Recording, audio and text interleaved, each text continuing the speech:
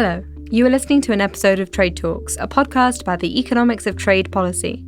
I'm Samaya Keynes, the US Economics and Trade Editor for The Economist. And I'm Chad Bown, a senior fellow with the Peterson Institute for International Economics. This episode is about US-Mexico trade, immigration, and President Trump's newest threat. We'll be answering 5 questions. Question number 1. What just happened? At 7:30 p.m. on Thursday, May 30th, just as I was settling down to work on a Trade Talk script about e-commerce, President Donald Trump tweeted this. On June 10th, the United States will impose a 5% tariff on all goods coming into our country from Mexico, until such time as illegal migrants coming through Mexico and into our country stop. The tariff will gradually increase until the illegal immigration problem is remedied, at which time the tariffs will be removed. This tweet also came out with an official White House statement that explained that President Trump was going to be calling a state of national emergency, drawing on something called the International Emergency Economic Powers Act, or IEPA. And so from June 10th, the United States was going to impose a tariff of 5%, and this would increase to 25% by October 1st on imports coming in from Mexico. That is, unless Mexico somehow managed to control the flow of immigration. That's a tariff of up to 25% on one of America's biggest trading partners, on billions and billions of dollars of trade. And yes, of course, that's a lot of trade in automobiles. We've talked about imports from Mexico of automobiles lots before. But this also includes aerospace, telecommunications equipment, medical devices, agriculture, lots and lots of different things. Obviously, this won't end there. If the tariffs go into effect on imports coming in to the US, I think we can expect some retaliation from Mexico, just like we saw with steel and aluminium. So we should expect more tariffs on trade going the other way, on American exporters. Question number 2. Why? Essentially, the president is annoyed about people trying to get into America through the Mexican border. This is not a new issue. But if you look at the data, there has been a recent increase in the number of people apprehended at the border trying to cross. A lot of that increase of the migrants coming in over the border from Mexico, these aren't necessarily Mexicans. They are Central Americans, and they're also women and children and families seeking asylum. Here's Gordon Hanson from the University of California, San Diego. The irony is that the U.S. having a migration problem on its southern border became Mexico's reality now with having a migration problem on its southern border with immigrants from throughout Central America entering Mexico through Guatemala. We recorded a lot more with Gordon, and as a sneak preview, we're going to release the full thing as a separate episode to come out soon. The main takeaway is that this is really, really complicated. It has also not happened randomly. There are drivers of this, and some of those are policies with unintended consequences. Moving on, though, and I want to be really clear that I do not agree with the rhetoric of the president. I don't think that this is, a crisis that is going to pull down America. I think these are people. They are seeking safety. They deserve to be treated better than the rhetoric that the president is using to describe them. But, thinking about what could happen next, there was a call with officials on the night of the tweet, and the officials were asked, well, what do the Americans want? What could the Mexicans actually do if they wanted to satisfy the president? And they outlined 3 things that they wanted the Mexicans to do. So the first one was to step up security efforts at their southern border. As Gordon said, the pressure at the borders, that is related, these 2 borders. The second thing they wanted is for the Mexican government to target transnational criminal organizations, which they are claiming help to smuggle people through the country. And they also want people to claim asylum in the first safe country they arrive in. That means Mexico and not the US. All of these suggestions coming out of the United States, though, they seem to be aimed at tackling the symptoms as opposed to the underlying problems that are driving why it is these people are leaving El Salvador, Guatemala, Honduras in the first place. And in the past, when these types of issues have arisen, it's really been a much different sort of approach. It's been a complex, coordinated effort by all of the countries in the region in combination with the United States to come up with solutions that included ways to help these countries' development and deal with the crime, the conflict, and other types of issues. Whatever the answer is, it's really unlikely that tariffs itself are going to be the things that help solve the problem. Yeah, I think this is really quite new. This is the first big example of tariffs and trade policy being used to achieve non-trade objectives. So earlier on in the Trump administration, the claim was that tariffs could restrict imports and it could benefit America's national security, or perhaps persuade the Chinese to change their domestic policy. But really, restricting imports was the aim. With China, if the Trump administration persuaded some business executives to shift supply out of China, then that was great, according to some. Here, this is just brute force. This is just saying, we want you to do something and we're going to cause pain unless you do it. And the instrument and the outcome are pretty much entirely unrelated. It is worth pointing out that there does seem to have been some resistance within the Trump administration. For a long time, I've been of the view that there's no single strategy of the Trump administration. There are members of the Trump administration with competing ideologies, frameworks, strategies, and so on. And for a while now, actually, Robert Lighthizer seems to have been keeping a fairly close grip on things. But this seems to be an example where actually different advisors to the president, I think it's been reported that Stephen Miller was pushing this idea. It was really their idea. I think one takeaway from this is when you're trying to interpret what the Trump administration is doing, there's a temptation to try to assign a single overarching strategy to their actions. And sometimes that's just not it. Sometimes it's competing interests getting their voice heard on a singular policy. And while it may look like chaos, even that is too simple an answer. Question number 3. Is what he's doing even legal? So as we said, he's used the International Emergency Economic Powers Act of 1977, or IEPA. Listeners probably haven't heard very much about this before, and that's because it has not been used in this way before.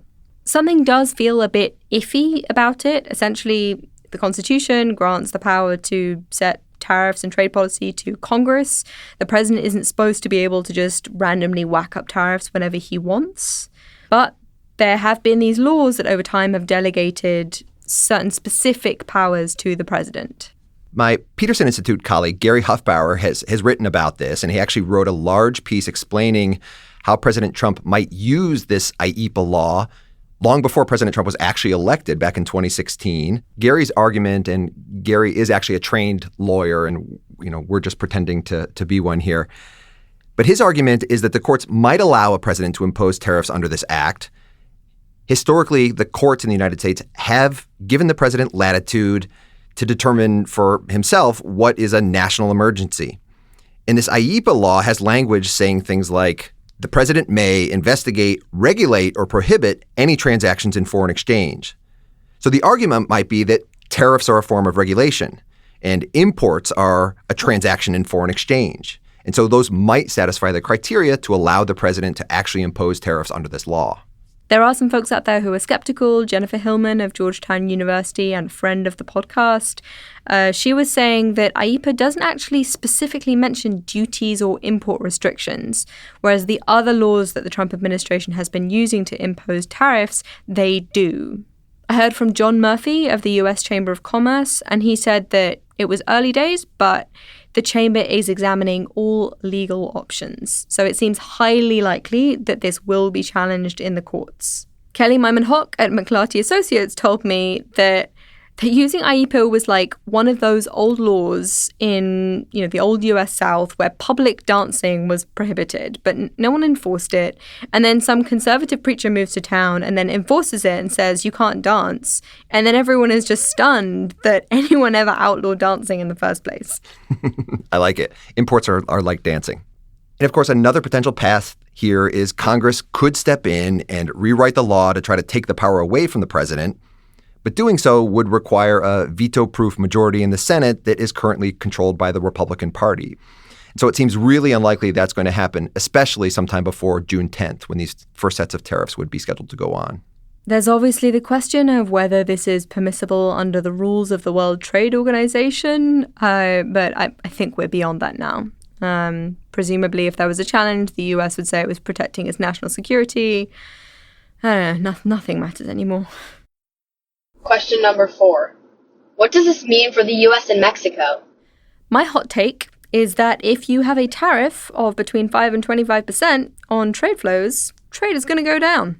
So that tariff would be a big tax. Mexico sent around $350 billion worth of goods to the United States in 2018. And if you put tariffs of 25% on that, that's actually a bigger tax increase than President Trump's tariffs that he's imposed on China so far. Sticking on those China tariffs, obviously there's a whole other trade war that listeners are very excited about.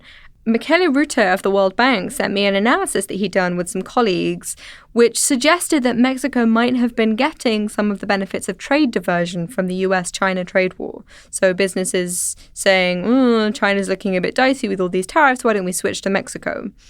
I'd say these threats undermine that. Another big potential problem here, and ways that I think this is different from the China tariffs, is there would probably be a lot more pain for American workers. There's a lot more American content, American parts, components that are embedded in these Mexican products that would face the new tariffs. Alonso de Gartari at Princeton University has estimated that 30% of the value of manufactured imports coming into the United States from Mexico actually are made up of U.S. value, the U.S. parts and components that were first shipped to Mexico before coming back in. Obviously, with lots of this Mexico-US trade, the countries are neighbors. You've got all these integrated supply chains. If you have components crossing the border multiple times, then there's a risk that these tariffs could compound. And then you've got the issue that there are just going to be a lot of consumer products that are going to be hit, and therefore the immediate impact on the consumer might be higher than a lot of the stuff that we've been seeing, for example, with China, where you've got intermediate inputs, parts, and so on, that can be absorbed by businesses. Think about Mexican avocados. Or clothes. Now, since what President Trump is proposing here is quite different than what we've seen before, he's proposing 5 to 25% tariffs on everything the United States imports from Mexico. The effect of who ends up paying the cost of those tariffs could be quite different from the evidence thus far. Yeah, I think when predicting the effects of these tariffs, there are just a lot of moving parts. And so, I think just general message to be careful out there when assuming that exactly what has happened in the past will happen in the future. And one thing I just wanted to say about this was that one has to be particularly careful when thinking about currency movements. So the Mexican peso fell in value against the dollar. And I'll try and go through this slowly, but so if you think about an American importer, they're importing a car, say, that now has a 5% tariff. But the peso just falls by 5% relative to the dollar. And so it's become 5% cheaper in dollar terms, maybe, and that could offset the extra cost of the tariff, right? So if exchange rates adjust, then perhaps the importer doesn't end up paying so much. Now, the wrinkle is that if the car had been priced in dollars, if the invoice or the contract had been written in dollars, then that exchange rate effect might not show up in the price that importer pays. So the peso might have fallen in value, but the importer doesn't see any of the benefits of that because it's just stuck with the old price in dollars, and then all it has to do is pay the tariff, and so all you see is that their price goes up. Now, obviously, there are a zillion other things that could move at the same time, so, I'm not making a prediction here. I'm just pointing out that once you factor in these invoicing things, you can't predict what the effect of these tariffs will be on trade flows and who pays for the tariffs. And this is also important given that so much of international trade is actually invoiced in dollars and not Mexican pesos. Now, obviously, the effects of these tariffs will show up more clearly the higher the tariff goes. There's a big difference between a 5% tariff and a 25% tariff. Thinking about the autos industry, companies would really struggle to absorb that into their profit margins. They would have to raise prices. And Americans will start to find out just how many of their cars and trucks are made in Mexico. In general, this also isn't a great time for the automobile sector. Demand is already softening. Consumers aren't buying as many cars. They're also, of course, worried about these other tariffs that might come on Europe and Japan. And this additional cost, this additional uncertainty is not helping them plan for the future.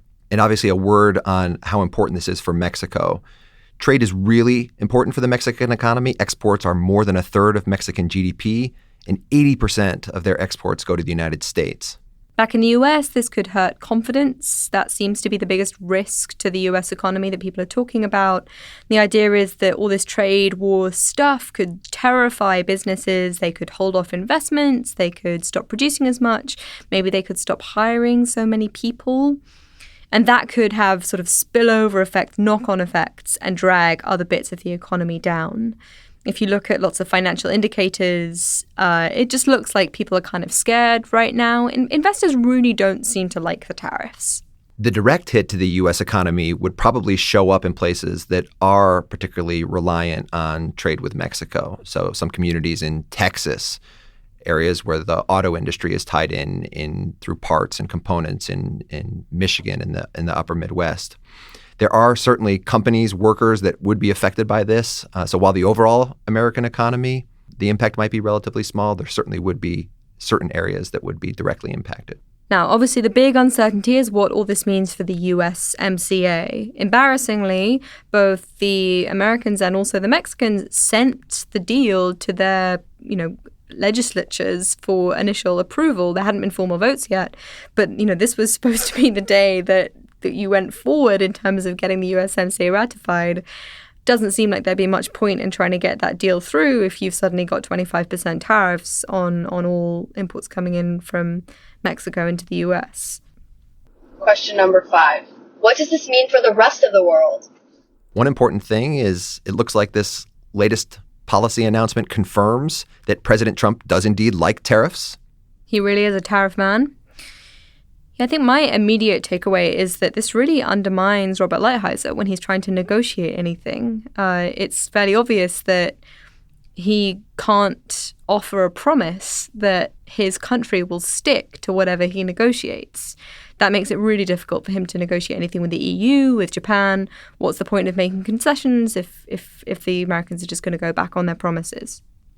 I think another important point here, and this won't be new for Trade Talks listeners, is it again undermines the value of a rules-based trading system.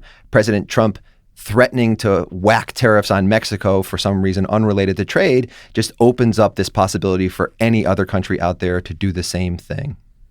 I have one final question, which I'm going to sneak in, which is, what's next? And then obviously we don't know. The president could tweet tomorrow that he's changed his mind. I really hope he doesn't tweet between when we finish recording this episode and when we publish it. But I hope he does change his mind at some point, mainly because I'm going to be going on holiday on June the 10th. Samaya, there are no holidays during the trade war. Great. There will be a lot of people who will be fighting this over the next 10 days and even beyond that if it does happen. Could be that the Mexicans do something that gives Trump a political win. Maybe something will happen in domestic politics. Who knows? I just want it to be over. That is all for Trade Talks. A huge thank you to Gordon Hanson, the Pacific Economic Cooperation Chair in International Economic Relations at the University of California, San Diego. Thanks to him for helping us through Mexican immigration. You'll be hearing much more from him in an episode coming soon. Thanks also to my daughters for help with those questions. And thanks also to Samaya's brother Skander for stepping in this week as the voice of Donald Trump. Our normal actor is away. Thanks also to Colin Warren, who handles our audio. And also make sure to send us ideas and feedback. Send us emails at email@tradetalkspodcast.com. Do follow us on Twitter. I'm at Samaya Keynes. And I'm at Chad Bown. And we're on @trade__talks. That's not one but two underscores, @trade__talks. Because when it comes to fronts on a trade war, two is better than one. Is it only two?